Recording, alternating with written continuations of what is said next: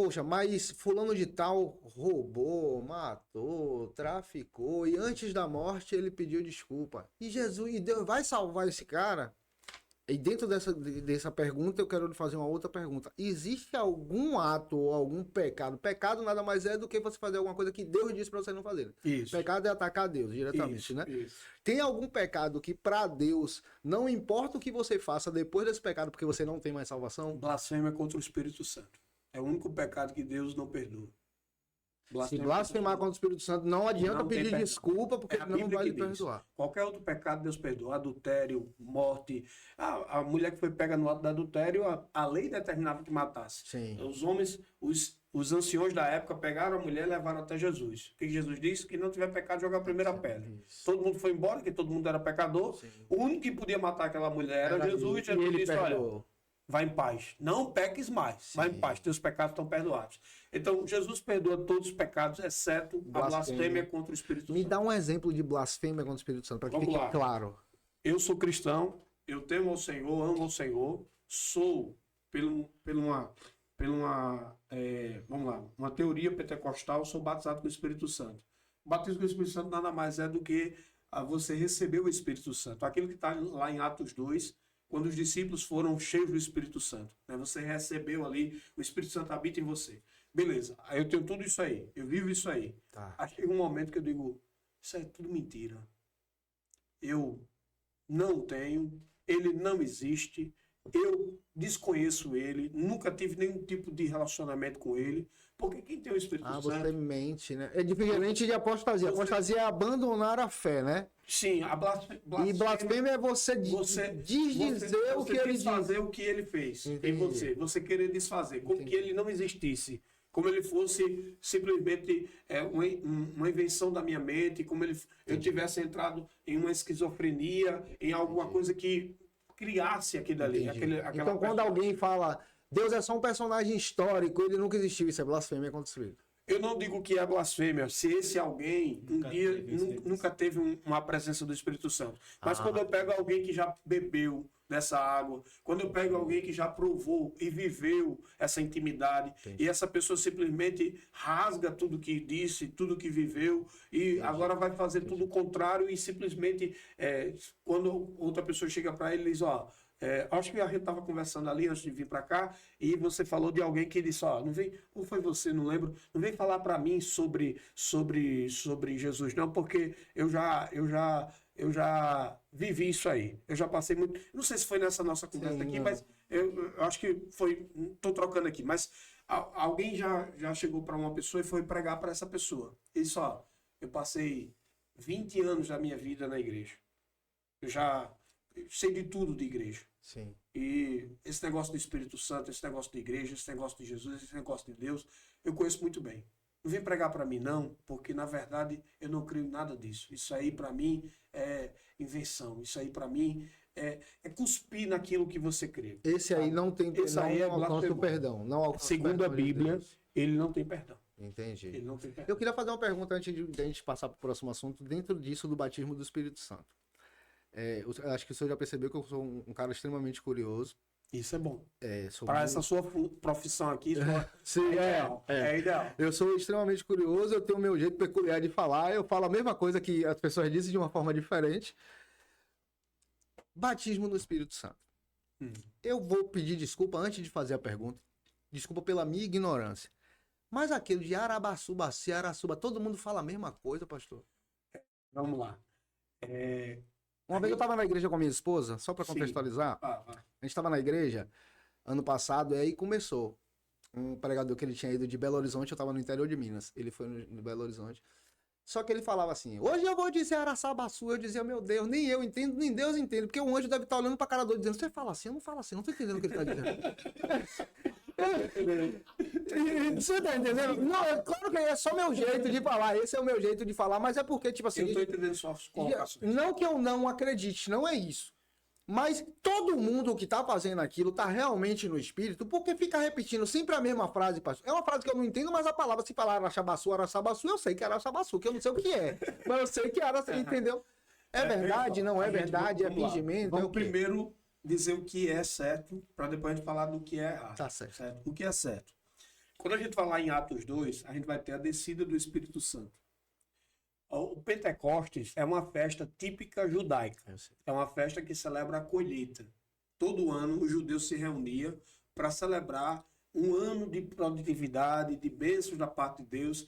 E o próprio Deus estabeleceu, porque o nosso Deus é um Deus festejo. Sim. Ele gosta de festa. Eu sei. E aí é bom você já ir aprendendo a gostar de festa também. Porque se você não gosta de festa, você não pode ir para o céu. Porque você vai fazer o que no céu? No céu é só festa. Não gosta de festa? É, que eu não sou fã de festa, não, mas na presença do Senhor, claro. Não gosta de festa, não. Rapaz, então você um ponto fora da curva. Eu acho que eu sou a curva, o ponto tá lá embaixo. Mas vamos lá. Então o que acontece? A festa da colheita, que é chamada de festa de Pentecostes, é celebrada todo ano. Naquela ocasião, em Atos 2, os judeus que estavam espalhados no mundo da época, de Roma, da Líbia, da Mesopotâmia, de tantos países existentes da época, né? Claro que o mundo atual não era o mundo daquela época, Sim, né? sim. Não se tinha ainda descoberto muitos continentes ainda não. O mundo bíblico é o mundo do Oriente Médio. É aquele mundo que tem ali o norte da África, que é Egito, alguma coisa ali, tal, e a parte do Oriente Médio, né? Então o que acontece? Parte dos judeus que estavam espalhados no mundo da época, vieram como parte de um rito religioso. Vamos a Jerusalém para celebrar o ano da colheita. Festa de Pentecostes. Pronto, beleza. O ano da colheita é o chamado jubileu, é? O ano jubileu lá? Sim. Tá. Aí então eles vêm até para o Pentecostes para celebrar. Chegando lá, quem está lá no templo? Quem está lá no templo é os discípulos que receberam o ordem de Jesus. Jesus tinha acabado de subir ao céu e só ficar em Jerusalém até que do alto seja revestido de poder. Esse poder é o Espírito Santo. Entendi. E aí, quando o Espírito Santo de Deus vem, havia 120 pessoas aproximadamente lá no templo. Além dos 12, tinha mais um grupo lá. E a Bíblia diz que o Espírito Santo desceu e tomou aquele templo, tomou aquele lugar, um vento muito forte, e havia línguas repartidas como que de fogo. Está lá em Atos 2, sobre a cabeça de cada um.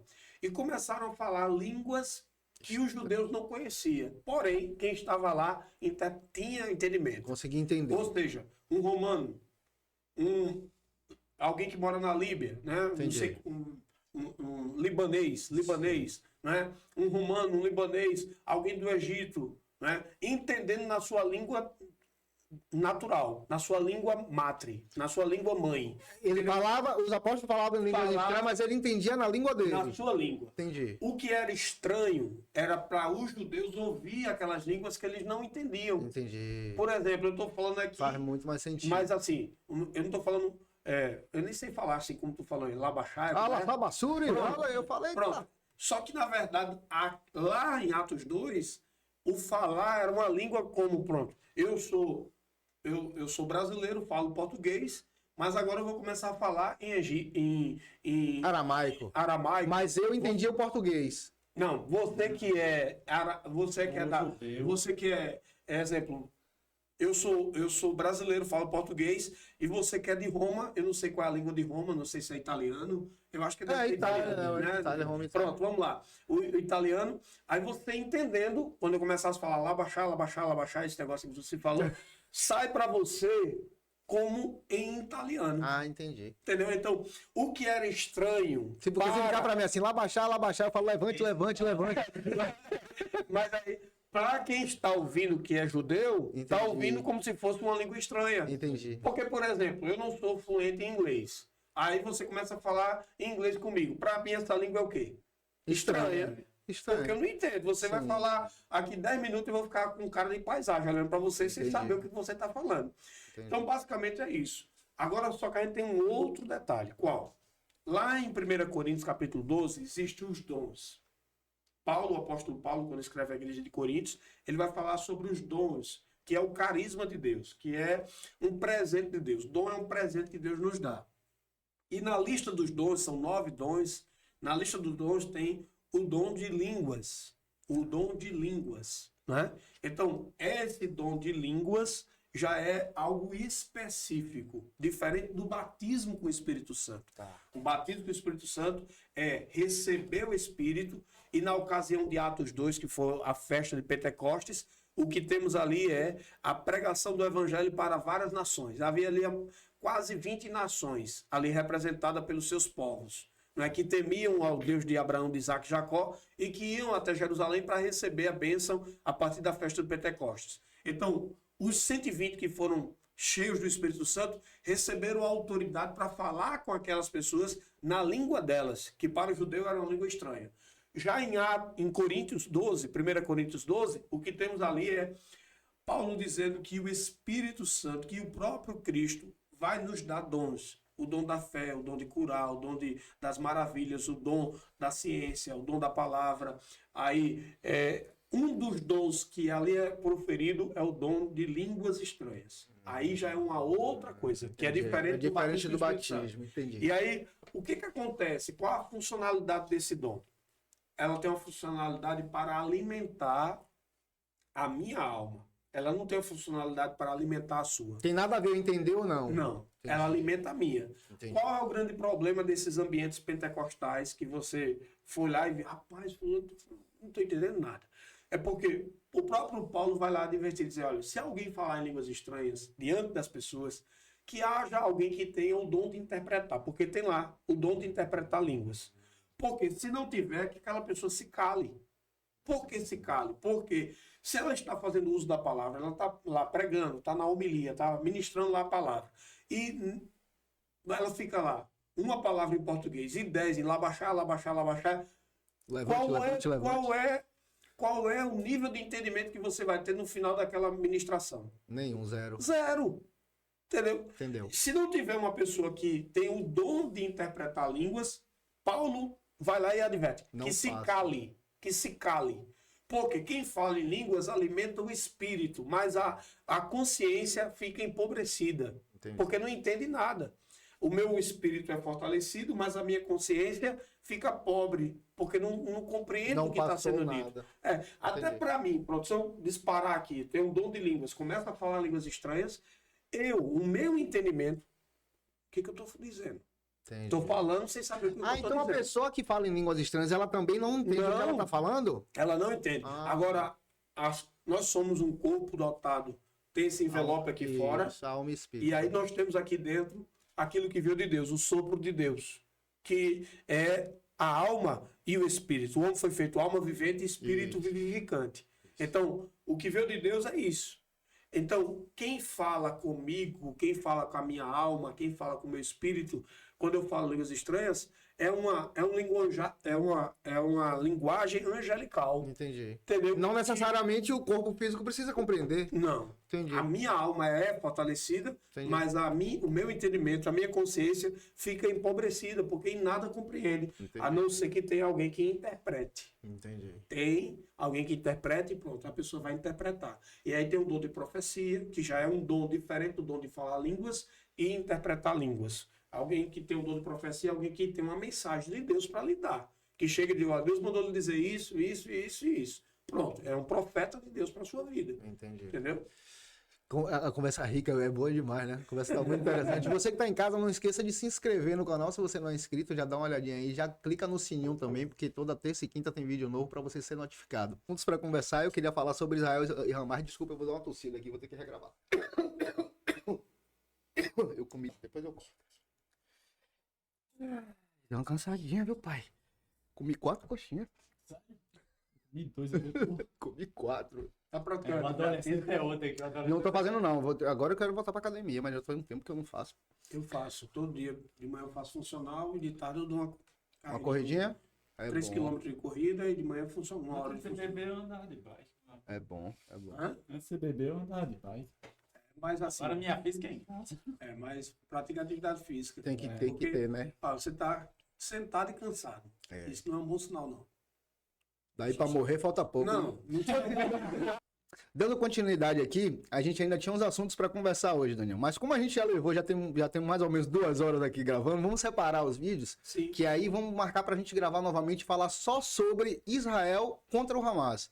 porque também é bíblico, né? E provavelmente o senhor deve ter muita coisa para falar sobre esse assunto aí. Sim, vamos ter oportunidade. Então vamos marcar um próximo vídeo na semana que vem ou na próxima e a gente dá continuidade nesse assunto. Eu queria te agradecer a sua presença aqui, foi muito valorosa, foi muito legal conversar com o senhor. Eu espero que tenha sido legal pro senhor também, essa conversa. Eu que agradeço a oportunidade de estar com vocês, certo? Para mim é um privilégio e uma honra também, né? Amém. Me sinto muito feliz em poder contribuir com esse projeto e faço votos de que o projeto seja exitoso, né? Que cada dia ele cresça, né? E vocês alcancem o objetivo, que eu acredito que é alcançar o maior número possível de pessoas, né? Participando, Exatamente. Interagindo, né? Exatamente. E tendo essa oportunidade, esse feedback com seus ouvintes, né? E a gente poder contribuir. Eu me senti muito honrado pelo convite, me senti muito à vontade aqui com vocês. Legal. O tempo passou que eu nem vi, né? Quando o assunto é bom, a gente não percebe, não, né?